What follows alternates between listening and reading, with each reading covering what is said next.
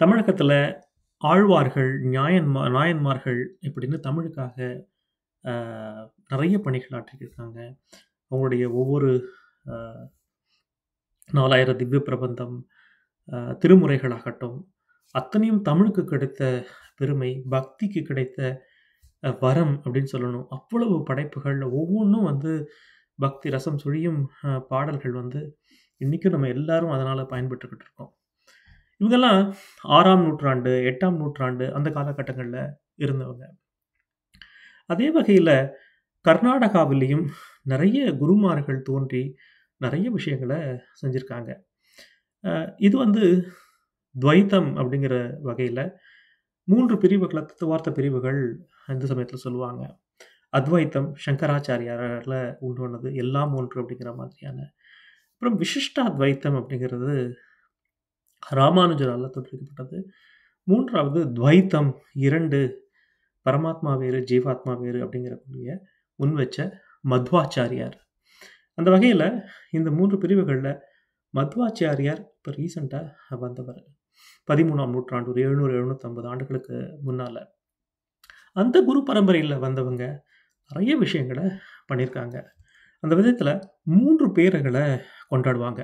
அந்த 3 பேர்கள் வந்து மத்வாச்சாரியார், ஜெயதீர்த்தர், அப்புறம் வியாசராஜர். வியாசராஜர் எல்லாருக்குமே தெரிஞ்சிருக்கும். நெறைய கர்நாடக பாடல்கள் மூலியமாக எல்லாரையும் சென்று சேர்ந்தவர். மத்வாச்சாரியரும் தெரிஞ்சிருக்கும். ஏன்னா, மத்வ சித்தாந்தத்தை தோற்றுவித்தவர் அப்படிங்கிற வகையில. ஆனா, அந்த தீர்த்தர் இந்த ட்ரினிட்டி அப்படின்னு சொல்றோம் இல்லையா? முனீந்திரியரு அப்படின்னு சொல்லுவாங்க கன்னடத்துல. இந்த 3 முக்கியமானவர்கள்ல ஜெயதீர்த்தரும் ஒருவர். ஏன் அப்படின்னா, இந்த ஜெயதீர்த்தர் தான் அ மத்துவ சித்தாந்தத்தை ஒரு முறைப்படுத்தி, அதற்கான விளக்கங்களை எல்லாம் எடுத்து மிகப்பெரிய பங்காற்றியவர் இந்த ஜெயதீர்த்தர். அவருடைய வாழ்க்கையுமே ரொம்ப சுவாரஸ்யமானது. அத பத்தி கொஞ்சம் தெரிஞ்சுக்குவோம் இந்த பதிவுல. இவர் வந்து மகாராஷ்டிரால பொறந்திருக்காரு. தோண்டு அப்படின்னு பேரு குடுத்துருக்காங்க இந்த குழந்தைக்கு. குழந்தை இல்லாம பொறந்தனால தோண்டுன்னா கல்லுங்கிற மாதிரியான ஒரு அர்த்தமும் உண்டு. அந்த விதத்துல இந்த பையன் ஸ்ட்ராங்கா இருக்கணும்னு சொல்லி தோண்டு பண்ட் அப்படின்னு சொல்லி அவருக்கு பேர் குடுத்துருக்காங்க. இவங்க வந்து ஒரு மிலிட்டரி பேக்ரவுண்ட் குடும்பம். பிராமண குடும்பம் அப்படின்னாலும், மிலிட்டரி பேக்ரவுண்ட் குடும்பம்னால இந்த தோண்டு வந்து நெறைய குதிரை பயிற்சி, வாள் பயிற்சி அதெல்லாம் பெற்று மிகச்சிறந்த ஒரு குதிரை வீரனாக இருக்காரு. ஒரே நேரத்துல 10 பேர் வந்தாலும் சண்டை போடக்கூடிய அளவுக்கும், அதே மாரி ஒரு காயம் தரையில இருந்தா கூட குதிரையிலிருந்து இறங்காம அத எடுக்கிறவதற்கான ஏரோபிக்ஸ் சொல்லுவாங்கல்ல, அந்த மாதிரியான ஒரு வலிமை மிகுந்த ஒரு பிள்ளையாக இந்த தோண்டு பண்ட் வந்து வளர்கிறாரு. அவரு அக்ஷோபிய தீர்த்தர் அப்படிங்கிறவர ஒரு நதிக்கரையில சந்திக்கிறாங்க. அக்ஷோபிய தீர்த்தர் மத்வாச்சாரியருடைய நேரடி மாணவர். அவரு அந்த மத்வ பீடத்துடைய ஆச்சாரியராக இருந்து வராரு. அவரு தன்னுடைய அடுத்த சீடனை தேடக்கூடிய நேரம். அவருக்கு அப்போ கனவுல வந்திருக்கு. உனக்கு உன்னுடைய அடுத்த சீடன் உன் கண் முன்னால வருவான். அவன் ஒரு விலங்கை போற தண்ணிய குடிப்பான் அப்படின்னு அவருக்கு ஒரு கனவு வந்திருக்கு. அந்த நேரத்துல அவர் அந்த நதிக்கரையில இருக்காரு. இந்த தோண்டுவும் அங்க வராரு. அவரு குதிரைக்கு தண்ணி தாகம் எடுக்கும்போது, குதிரையோட ஆற்றுல இறங்கி குதிரையும் தண்ணி குடிக்குது. இவரும் குதிரையிலிருந்து இறங்காம தண்ணி குடிக்கிறாரு.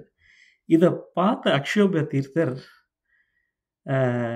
அவர கேட்கிறாரு. "என்ன நீ போன ஜென்மத்துல விலங்கா இருந்தியா? விலங்க போல தண்ணி குடிக்கிறியே" அப்படின்னு கேட்கிறாரு.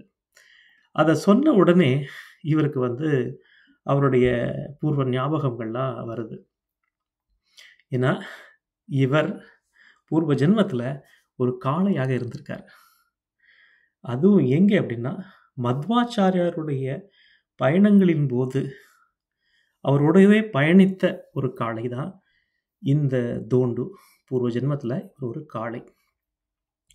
மத்வாச்சாரியருடைய படைப்புகள உடுப்பியிலிருந்து ஒவ்வொரு ஊருக்கும் போகும்போது சுமந்து செல்லக்கூடிய அந்த காளையா இவர் இருந்திருக்காரு. இன்னும் சொல்லப்போனா, ஒரு கட்டத்துல மத்வாச்சாரியார்கிட்ட கேட்டிருக்காங்க, "உங்களுடைய கிரந்தங்களுக்கெல்லாம் யார் விளக்கங்கள் எழுதப் போறார்?" அப்படின்னும்போது அவரே கை காட்டியிருக்காரு. இந்த காளை இந்த ரிஷபம் தான் என்னுடைய கிரந்தங்களுக்கு விளக்கங்களை எழுதப் போகுது அப்படின்னு சொல்லியிருக்காரு. அவருக்கு தெரிஞ்சிருக்கு இவர் தான் அடுத்து இன்னொரு பிறவியில் தோண்டுவா பிறந்து ஜெயதீர்த்தராக அவருடைய படைப்புகளுக்கெல்லாம் விளக்கம் எழுத போகிறார்ன்றது தெரிஞ்சிருக்கு. இன்னும் ஒரு கதையும் இருக்கு.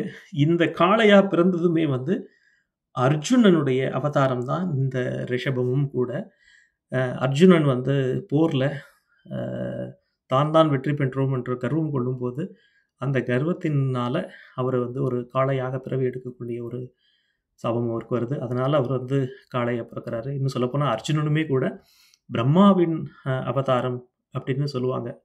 அதனால் இந்த அக்ஷோபிய தீர்த்தர் அப்படிங்கிறவர் பிரம்மாவனுடைய அவதாரமான அர்ஜுனன் அர்ஜுனுடைய அவதாரமான மத்வாச்சாரியாரோடு வாழ்ந்த காளை, அந்த காளையுடைய மறு அவதாரமாக வந்த ஜெயதீர்த்தர் அப்படின்று அந்த மறுபிறவியருடைய முழுமையும் சொல்லுவாங்க. இவர் தன்னுடைய 20வது வயசில் அக்ஷோபிய தீர்த்தரை அந்த நதிக்கரையில் சந்திக்கும் போது அவர் இதை கேட்க இவருக்கு அவருடைய மறுபிறவிகள்லாம் ஞாபகம் வர இவர் தீட்சை பெற்று சந்நியாசம் ஏற்றுக்கொள்ள தயாராகிறார். சந்நியாசம் எடுக்கும்போது அவங்க வீட்டில் ஒத்துக்கணும்ல, வீட்டில் ஒத்துக்கலை. அவங்க அப்பா அம்மா ஓடி அக்ஷோபிய தீர்த்தர்கிட்ட என்னுடைய பையன் சந்நியாசம் போகிறத விரும்பலை, அவன் குடும்பஸ்தனாக இருக்கணும் அப்படின்னு சொல்லி அவரை சண்டை போட்டு அவரை அழைச்சிட்டு போயிடறாங்க வீட்டுக்கு. ஆனால் வீட்டுக்கு போன பிறகும் கூட அவர் ஆதிசேஷன் அவதாரமாக கவனிக்கப்படுறாரு. மனைவி வராங்க, இவரை பார்த்தாலே நெருப்பு மாதிரி இருக்கார், இவரை பார்த்தாலே பாம்பு மாதிரி இருக்கார். இந்த மாதிரியே நடக்கும்போது தெரிஞ்சிருது அவங்க குடும்பத்துக்கு இவர் கிரகஸ்தனாக இருப்பதற்கான ஆள் இல்லை, இவர் ஒரு மகான் அப்படிங்கிறது. திரும்ப கொண்டு மடத்தை விட்டுறாங்க. அதுக்கப்புறம் இவர் நிறைய பாடம் படிக்கிறார். நிறைய பாடம் படித்து நிறைய தெரிஞ்சுக்கிட்டு கிட்டத்தட்ட ஒரு 10 வருடங்கள் நிறைய பாடங்களை கற்றுக்கிறாரு, அந்த மடத்தில் இருக்கார்.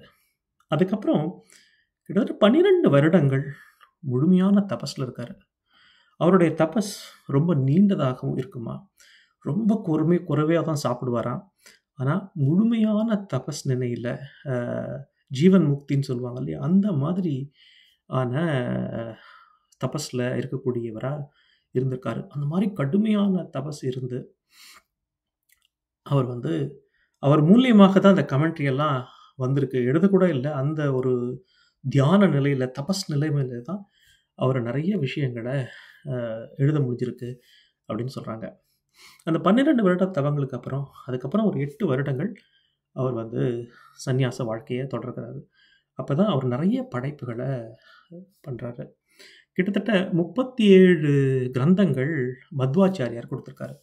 அந்த 37 கிரந்தங்களில் 18 கிரந்தங்களுக்கு இந்த ஜெயதீர்த்தர் விளக்க உரைகளை எழுதியிருக்காரு. அந்த விளக்கத்தை டீகா அப்படின்வாங்க. அதனால தான் இவருக்கு பேர் டீகாச்சாரியார் அப்படின்னு பேர் உண்டு. ஏன்னா அவ்வளவு அழகான விளக்கங்கள். முக்கியமாக தத்துவத்தில் நியாயா அப்படின்னு ஒரு இந்திய தத்துவங்களில் முறை உண்டு. நியாயாங்கிறது தத்துவம், லாஜிக்கல் இன்டர்பிரிட்டேஷன் அப்படிங்கிற மாதிரி.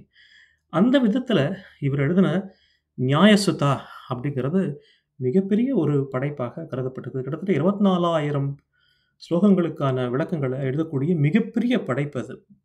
அதை ஒரு முக்கியமான ஒரு படைப்பாக பார்க்குறாங்க. அது நியாயசுதாவுமே பார்த்தோன்னா பிரம்மசூத்திரத்துடைய விளக்கத்தை மத்வாச்சாரியார் எழுதுகிறாரு. அது அனுவியாக்கியானன்னு பேர். அந்த அனுவியாக்கியானத்துக்கான வியாக்கியானம் தான் இந்த நியாயசுதா. ஸோ அப்போ பிரம்மசூத்ரா, அனுவியாக்கியானம், அதுக்கு விளக்கமாக நியாயசுதா. நியாயசுதா அப்படிங்கிறது கிட்டத்தட்ட தர்க்கத்தின் அமிர்தம் அப்படிங்கிற மாதிரி தமிழில் மொழிபெயர்க்கலாம். நியாயா அப்படிங்கிறது தர்க்கம், லாஜிக்கல் அப்படின்னும், சுதாங்கிறது அதில் இருக்கிற ஒரு அமிர்தம், அதனுடைய எசன்ஸ் அப்படிங்கிற மாதிரி சொல்ல முடியும். அந்த விதத்தில் நமக்கு கிடைக்கிற இப்போ ரொம்ப சமீபத்தில் உருவான உபனிஷதம் சார்ந்த, வேதம் சார்ந்த மிகப்பெரிய படைப்புனா இந்த நியாயசுதாவை சொல்லலாம். முக்கியமாக மத்வ சித்தாந்தத்துக்கும் அந்த சித்தாந்தத்தை முழுமையாக விளக்கக்கூடிய ஒரு ஸ்ட்ரக்சரை கிரியேட் பண்ணார் அப்படின்னு சொல்லலாம். அதனால தான் ஜெயதீர்த்தரை இன்றைய வரைக்கும் கொண்டாடுறாங்க. எப்படி மத்வ ஆராதனை உண்டோ, ராகவேந்திர ஆராதனை உண்டோ, அதே அளவுக்கு பெரும் சிறப்போடு ஜெயதீர்த்தர் ஆராதனையும் கொண்டாடப்படுகிறது. இவர் வந்து நிறைய கிரந்தங்கள, மத்வாச்சாரியோட கிரந்தங்கள, தத்துவ பிரகாஷிகா, அப்புறம் வந்து அ கீதா பாஷ்யம் அப்படின்லாம் மத்வாச்சாரியுடைய 12 படைப்புகள, விளக்க உரைகள, டீக்காக்கள குடுத்திருக்காரு. அது இல்லாம ஒரு 3 கிரந்தங்கள அவரும் இயற்றிருக்காரு. வடவள்ளி, நியாய தீபிகா அப்படின்லாம் வந்து அவருமே வந்து ஒரு 3 கிரந்தங்கள இயற்றியிருக்காரு. அவருடைய காலத்திலயும் மிக புகழோட வாழ்ந்திருக்காரு. அரசர்கள் வந்து ஒரு முறை வந்து அவருடைய கிரந்தங்கள பார்த்துட்டு, கிட்டத்தட்ட அவர கடவுளா அ வந்து மதிச்சிருக்காங்க. அந்த காலத்திலயுமே கூட. அவர யானையில பவனி வச்சு, எல்லா தெருக்கள்லயும் அழைச்சிட்டு போயிருக்காங்க. அவருடைய படைப்பு, அவருடைய பங்களிப்பு அப்படிங்கிறது மாத்வ சித்தாந்தத்துக்கு மிகப்பெரிய பங்களிப்பு. ஒரு ஸ்ட்ரக்சர கிரியேட் பண்ணாரு அப்படின்னா, ஃபவுண்டர் மத்வாச்சாரியார்னா, அதை முறைப்படுத்தி ஒரு ஸ்ட்ரக்சர் பண்ணி, அத வந்து எக்ஸ்பேண்ட் பண்ணி எல்லாருக்கும் அடையக்கூடிய வகையில செய்ததுல மிகப்பெரிய பங்கு ஜெயதீர்த்தருக்கு தான். அதுக்கப்புறம் 3வதா அந்த ட்ரினிட்டில இருக்கக்கூடிய வியாசர், அவர் வந்து எல்லார்கிட்டயும் ஜனரஞ்சகமா பாடல்கள் மூலியமாக கடத்தினாரு அப்படின்னு சொல்லலாம். அந்த விதத்துல இந்த முனி திரியர் ரொம்ப ரொம்ப ரொம்ப முக்கியம். அந்த விதத்துல ஜெயதீர்த்தர் மிகப்பெரிய பங்காற்றியிருக்காரு. அவர பத்தி தெரிஞ்சுக்கிறதுல மிகப்பெரிய சந்தோஷம். இன்னும் அவருடைய படைப்புகள இன்னும் கொஞ்சம் உள்ள போய் பார்க்கறதுக்கான ஒரு வாய்ப்பு எனக்கு படிக்க நேரம் கிடைச்சதுன்னா, படிச்சுட்டு அதனுடைய விளக்கத்தையும் உங்களோட பகிர்ந்துக்க ஆசைப்படுறேன். நன்றி, வணக்கம்.